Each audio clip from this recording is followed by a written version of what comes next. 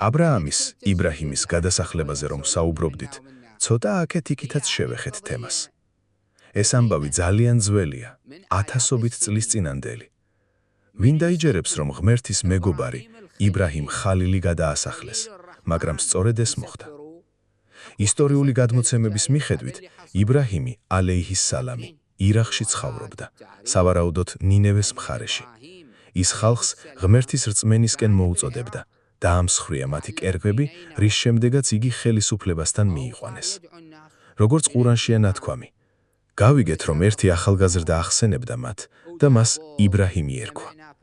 ჰკითხეს, შენ ჩაიდინე ეს ჩვენს ღმერთებთან იბრაჰიმ?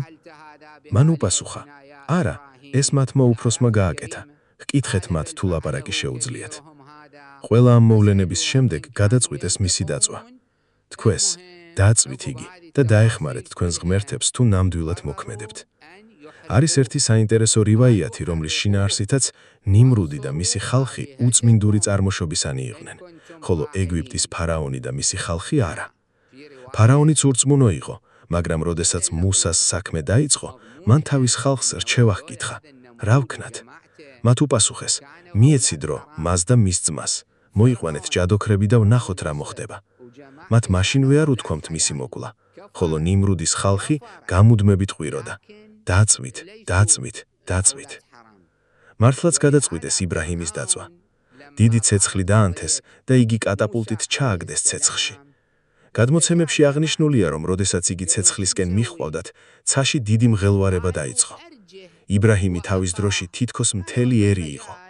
ანგელოზები შეძრწუნებდნენ, ცათა სამყაროში აღელვება ჩამოვარდა. ანგელოზები ერთმანეთის მიყოლებით მოდიოდნენ მასთან.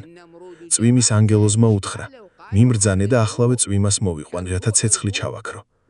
იბრაჰიმმა უპასუხა, შენგან არაფერი მჭირდება. შემდეგ მოვიდა სხვა ანგელოზი, ჰაერის ან ქარის ანგელოზი. მასაც იგივე პასუხი გასცა. ბოლოს ჯიბრილი, გაბრიელი მოვიდა და ჰკითხა, გაქვს რაიმე საჭიროება? იბრაჰიმმა უპასუხა, შენგან არა, მაგრამ ჩემი უფლისგან დიახ, მე ღმერთის საჭიროებ. ჯიბრილმა უთხრა, მაშინ მითხარი რომ გადავცე. იბრაჰიმმა უპასუხა, ჩემი მდგომარეობის ცოდნა საკმარისია ჩემი თხოვნის ნაცვლად. ღმერთი ხედავს ჩემს მდგომარეობას. ეს იყო სრული და წმინდა მინდობა ღმერთზე. მაშინ ღმერთმა ბრძანა, ო ცეცხლო, იყავის სიგრილე და მშვიდობა იბრაჰიმისთვის. გადმოცემებში ნათქვამია, რომ ცეცხლი იმდენად გაცილდა, რომ თითქოს ყინვას დაემსგავსა და იბრაჰიმს კტელი აკანკალებდა სიცივისგან. ამიტომ ღმერთის ბრძანებაში დაემატა და მშვიდობა, რათა ეს სიგრილე საზიანო არ გამხდარიყო. ღმერთი, როდესაც რაიმეს ინებებს, მხოლოდ ამბობს, იყავი და ისიც ხდება. ასევე გადმოცემებში ვკითხულობთ, რომ იბრაჰიმმა, როდესაც თავისი შვილის, ისმაილის ყელზე დანა დაადო, დანა არ ჭრიდა. გადმოცემის შინაარსით ღმერთმა დანას უბრძანა, არ გაჭერი არც ერთი ძარვი. იბრაჰიმი ამოძრავებდა დანას, მაგრამ იგი არაფერს არ აკეთებდა. შემდეგ მან დანა კლას დაარტყა და მან კლა გაჭერა. იბრაჰიმმა თქვა, ნუთა ჩემი შვილის ყელი კლაზე მაგარია?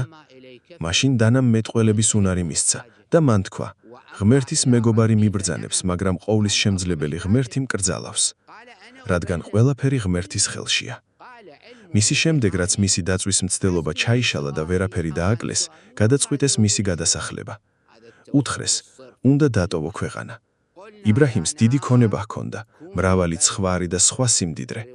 მათ მისი ქონების ჩამორთმევაც მოინდომეს.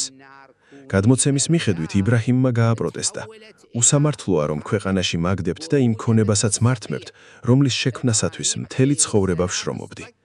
მათ უპასუხეს, ეს ქვეყნის სიმდიდრეა და ვერ წაიღებ. მაშინ იბრაჰიმმა უთხრე, კარგი, მაშინ დამიბრუნეთ ჩემი ცხოვრების წლები, რომლებიც აქ შრომაში გავატარე. როდესაც მიხვდნენ, რომ ეს უსამართლო იყო, უთხრეს, წაიღე შემი ქონება და წადი.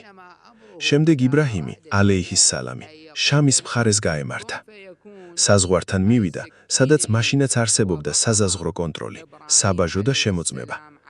გადმოცემის მიხედვით მისი მეუღლე სარა დიდ ყუთში ჰქონდა დამალული, რადგან მასზე ძალიან ეჭვიანობდა. ყუთში ჰაერისთვის პატარა ხვრელები ჰქონდა დატოვებული. საზღვარზე მისვლისას მას უთხრეს, რომ საქონელზე გადასახადი უნდა გადაეხადა. იმ პერიოდში გადასახადის ამკრებლებს აშარებს ეძახდნენ და დაახლოებით 10%-ს იღებდნენ. მათ ჰკითხეს, ეს ხუთი რა არის? ცხვარებზე გადასახადი გასაგებია, მაგრამ ამ ყუთში რა დევს?